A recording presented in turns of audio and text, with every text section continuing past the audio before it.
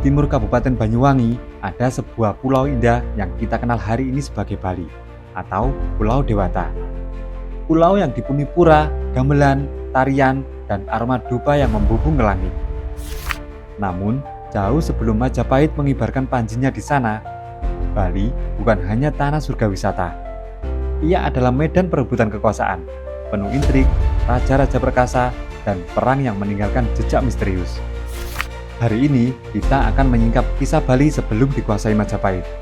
Sebuah kisah tentang kerajaan-kerajaan yang hilang, para raja yang disegani sekaligus ditakuti, hingga kehancuran yang membawa pulau ini jatuh ke tangan Majapahit.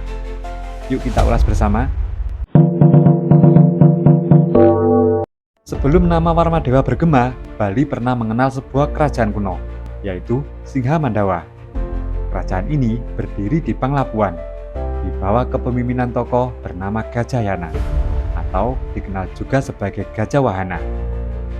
Seluruh rakyat Bali tunduk dan menghamba. Prasasti-prasasti abad ke-8 seperti Dinaya di Jawa Timur dan Canggal di Jawa Tengah memberi petunjuk samar tentang mereka. Menariknya, Gajayana disebut sebagai utusan dari Sriwijaya. Artinya, sejak awal Bali tidak pernah berdiri sendiri. Ia adalah bagian dari permainan besar perebutan pengaruh antara kerajaan-kerajaan di Nusantara. Namun, mengapa kerajaan ini lenyap?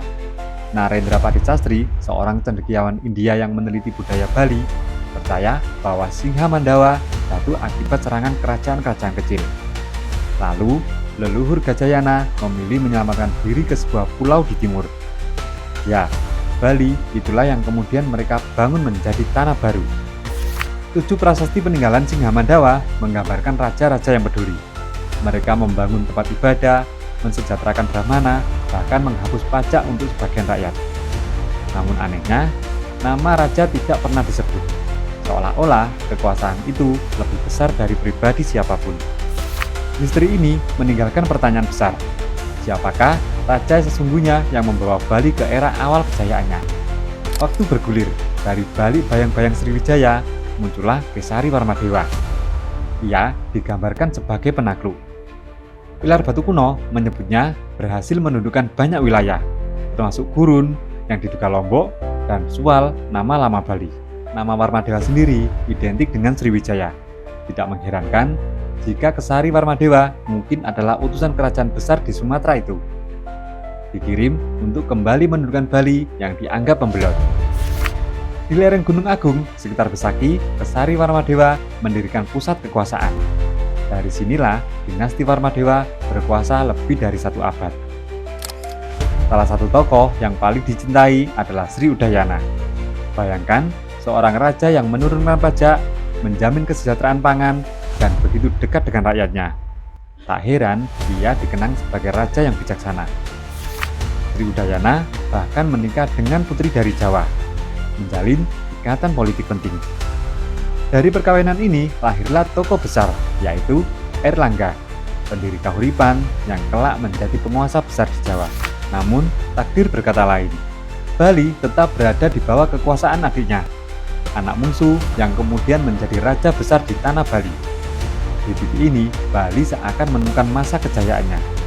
Tapi, sejarah selalu penuh tikungan tajam. Setiap kejayaan pada akhirnya menemui keruntuhan. Dinasti Warmadewa mulai goyah pada masa pemerintahan Sri Jayakesuma. Ia bukan raja yang perkasa, bukan pula bijaksana. Ia adalah raja yang takut pada mitos. Di kerajaannya beredar keyakinan bahwa siapapun yang berkuasa akan bernasib buruk, berumur pendek, dan tak bahagia. Alih-alih melawan takdir, Sri Jayakesuma memilih mengasingkan diri, bertapa, meninggalkan kewajibannya.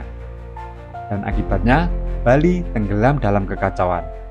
Bangunan suci terbengkalai, upacara keagamaan terlupakan, kejahatan merajalela. Catatan kuno menggambarkan masa itu dengan getir. Tidak ada kesujudan pada dewata, tidak ada tapa brata, tidak berlaku tata tertib. Begitulah bunyi catatannya. Namun, sejarah memberi Bali kesempatan kedua.